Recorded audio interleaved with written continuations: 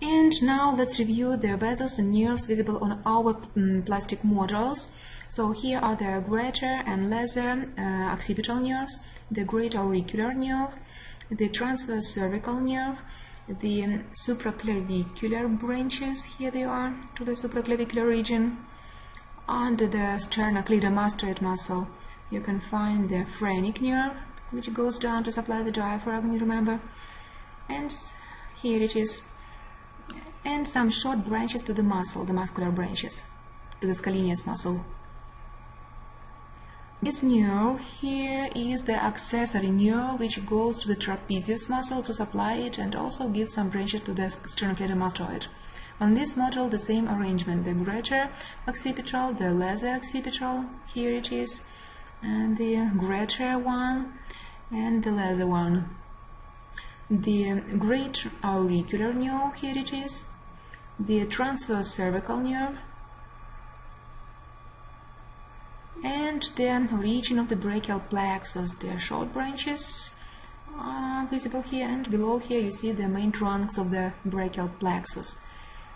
On the opposite side you can find the phrenic nerve as well, here it is.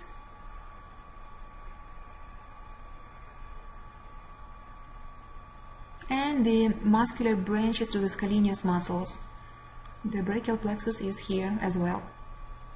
Now let's look to the arteries. This is the subclavian artery with superficial artery of the neck. The thyrocervical trunk is here, the common carotid artery. It divides into the internal carotid and external carotid. This is a superior thyroid artery supplying the thyroid and giving the branch to the larynx. The external carotid continues and bifurcates into the maxillary artery and the superficial temporal artery. This is the facial artery here, the lingual artery, and the occipital artery behind here. The facial artery, it gives the inferior labial, superior labial, dorsal nasal, the angular artery, the supratrochlear artery, and the supraorbital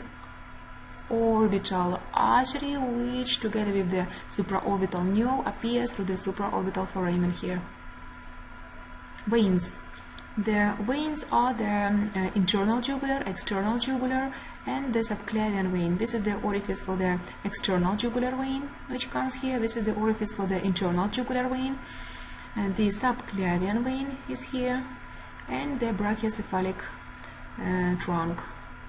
The same arrangement. The subclavian and the external jugular vein is longer here.